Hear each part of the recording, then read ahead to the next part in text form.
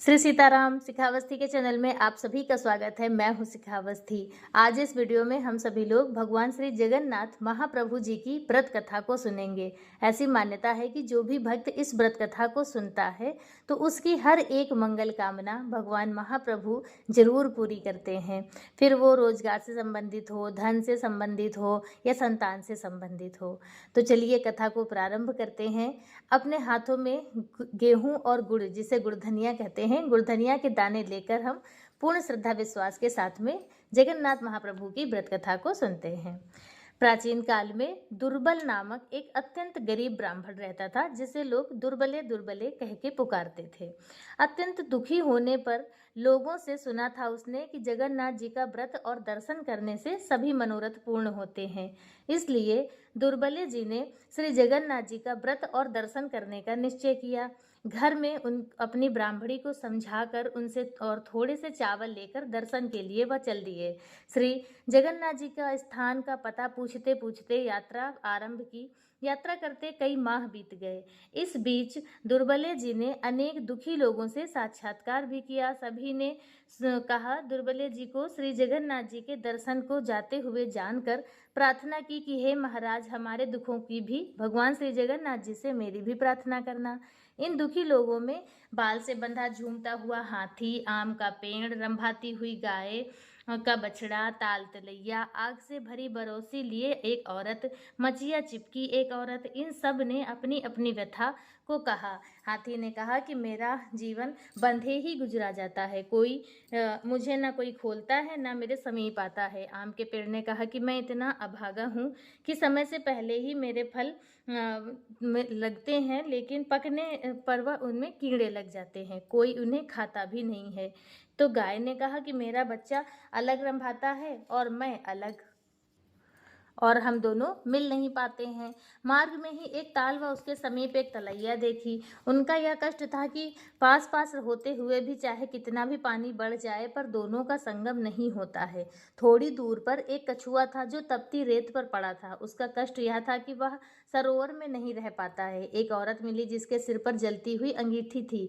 एक दूसरी औरत थी जिसके पीछे बैठका चिपका हुआ था। इन सभी ने श्री दुर्बले जी से प्रार्थना की कि भगवान से मेरे कष्टों के निवारण का उपाय पूछना। श्री दुर्बले जी के सबके कष्टों का विचार करते तथा भगवान का स्मरण करते हुए यात्रा करते हैं। कई महीने बीतने पर जब वह श्री जगन्नाथ जी के धाम के करीब पहुंचे, तब भगवान ने दुर्बले जी की भक्ति जानने के लिए एक जलते हुए भार के समीप उन्हें खड़ा कर दिया। रास्ता चलते ही दुर्बले जी उसी भार के समीप आए और देखा कि जलते हुए भार के समीप एक व्यक्ति खड़ा है। सो वहीं रुककर उन्होंने पूछा कि भैया, जगन्नाथ जी यहाँ से कितनी दूर हैं? मनुष्य रूपी भगवान ने कहा कि आप जगन्नाथ जी के समीप ही आ चुके हैं, वहीं पर आप खड़े समझो। तो दुर्बले जी ने कहा, भैया तो फिर क्या वह रास्ता बताओ जिससे मैं जल्दी जगन्नाथ जी के दर्शन कर सकूं। भगवान ने जलते हुए भार का मुंह दिखाते हुए कहा कि इस रास्ते जाने से शीघ्र ही तुम्हें दर्शन हो जाएंगे। सुदामा जी ने कहा, यह आग से तप रहा है। मनुष्य रूपी भगवान ने कहा कि यह संसार भी तो अनेक प्रकार के दुखों से जल रहा है, बिना तप सहे कोई भगवान से मिल पाया है? तब दुर्बले मनुष्य रूपी भगवान के गूढ़ वाक्यों को समझकर झट से धोती लंगोटी जैसी करके और भक्ति भाव व विश्वास से भरे भार में उन्होंने घुसने के लिए तैयार हो गए। ज्यों ही दुर्बले जी ने भार में घुसना चाहा कि भगवान ने रूप बदलकर हाथ पकड़ लिया और कहा कि दर्शन देकर अपने स्थान को वह उन्हें ले आए। भगवान ने अपने धाम में दुर्बले जी का बड़ा आदर सत्कार किया। दुर्बले जी भक्ति और प्रेम में मगन होकर कुछ दिन निवास किया। फिर ब्राह्मणी की याद कर एक दिन भगवान से मार्ग में मिले हुए लोगों की व्यथा को बताया। तो भगवान ने बताया कि इनमें हाथी तो पूर्व जन्म का कायस्थ है, उसने दूसरों से लिया है पर उनका लिया हुआ उसने वापस नहीं किया। सदा दूसरों को फंसाकर मस्त होता रहता था, अतः इस जन्म में उसे मस्त हाथी को बंधन में पड़ना पड़ा। अतः उसके दोषों को बताकर वे 5 बेत मार देना तो वह उन पापों से छूट जाएगा। आम का पेड़ पूर्व जन्म का कृपण ग्रहीता है, दूसरों से अनेक प्रकार की धन सामग्री ग्रहण करता रहा, किंतु समय देने के समय उसने जिस समय वह समय देता था उस समय वह कृपण होता रहा। अतः खाने के समय इसके फल में कीड़े पड़ जाते हैं, इसलिए इसके भी 5 बेत मार देना और इसके पाप भी दूर हो जाएंगे। कछुआ जो पूर्व जन्म में लोगों को हरा भरा देखकर जलता रहता था, इसी स्वभाव व दोष से उसे वह जलता रहता है और उसे वह तपता ही रहता है। इसके भी 5 बेत मारकर इसे जल में छोड़ देना। गाय पूर्व जन्म की टोहनी थी, वह माँ की गोद में बच्चों को अलग करती रहती थी, अतः इसका बच्चा अलग रंभाता रहता है और यह अलग। इसे भी 5 बेत मार देना और गाय बछड़ा एक पास कर देना।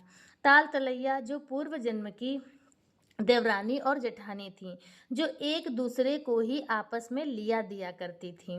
जैसे कि एक को उन्होंने दान कर दिया, दूसरे को फिर उन्होंने एक दूसरे के बच्चों को ही दान करते रहते थे, अतः इसी से मिलन इनका नहीं हो पाता है, उमड़ घुमड़ कर दोनों रह जाती हैं।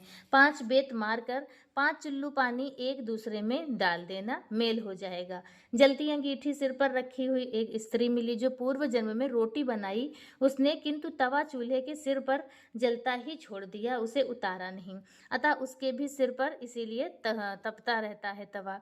5 बेत मारकर उसके सिर से अंगीठी अलग कर देना। मचिया वाली औरत पूर्व जन्म में बहू होकर सास ससुर जेठ आदि के सामने खाट पर चढ़ी बैठी रहती थी, उतरती नहीं थी, इसी से मचिया चिपकी रहती है। 5 बेत मारकर मचिया अलग कर देना। इसी तरह सभी के दुखों का निवारण पूछकर श्री दुर्बले जी ने भगवान से विदा मांगी।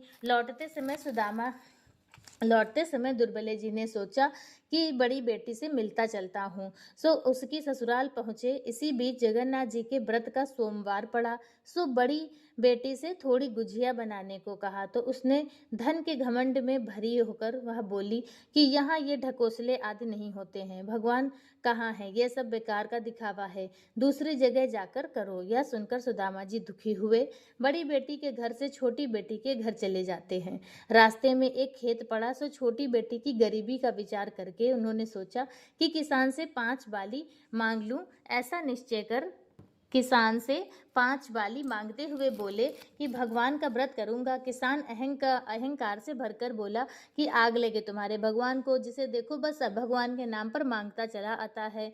दुर्बले जी बड़े दुखी होकर मुड़े ही थे कि खेत में आग लग गई। तब तो किसान दौड़कर दुर्बले जी के पैरों पे पड़ा और माफी मांगने लगा। दुर्बले जी ने कहा, भैया मैंने कुछ नहीं किया, तूने भगवान को आग लगाई और भगवान ने तेरे खेत को आग लगा दी।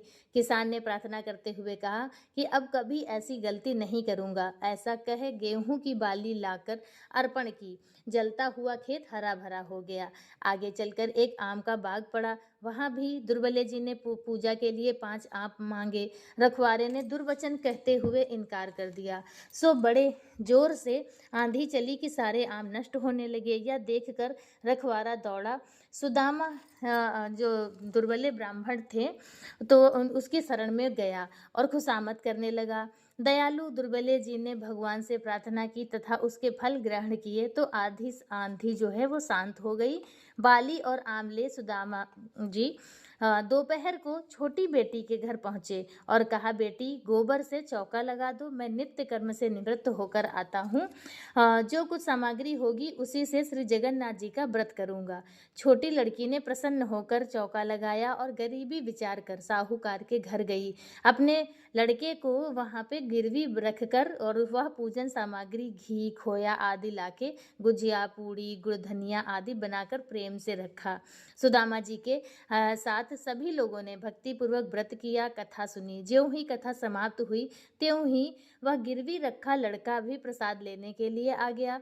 छोटी लड़की ने बेटे को देखकर नाराज होते हुए कहा कि तुझे तो बनिया के पास छोड़ आई थी, तू यहाँ कैसे आ गया? बेटे ने कहा कि आप ही ने तो बुलवाया है, अभी अभी एक बूढ़े बाबा गए और बनिया के सारे पैसे दे दिए और कहा तेरी माँ ने तुझे बुलाया है, सो मैं चला आया। सुदाम जो दुर्बले की छोटी लड़की थी वह बहुत ही ज़्यादा प्रसन्न हुई। इधर दुर्बले जी घर पहुँचे तो देखा कि कुटिया की जगह एक आलीशान महल खड़ा है। सभी ऐश्वर्य, नौकर चाकर, वाहन इत्यादि उपस्थित हैं। ब्राह्मणी जो गरीबी से मुरझाई बूढ़ी सी दिखती थी, वह भी सोने के आभूषणों से लदी, चमकता हुआ चेहरा, जवान सी दिख रही हैं। दुर्बले जी प्रसन्न हो मन में निश्चय किया कि जगन्नाथ जी की कृपा से मुझे यह सब प्राप्त हुआ है। उनके नाम से एक भंडारा होना चाहिए। दूसरे दिन दूर-दूर देश तक कोई भी भूखा ना रहे। ऐसा सोचकर चारों ओर हरकारे दौड़ाए, निमंत्रण भेजे, इष्ट मित्रों को बुलवाया। श्री जगन्नाथ जी का पूजन कर भंडारा शुरू किया था कि दुर्बले जी ने सुना कि एक औरत रोती हुई आ रही है। दौड़कर सुदाम जो दुर्बले जी थे, उन्होंने देखा कि उसकी बड़ी बेटी रोती हुई आ रही है।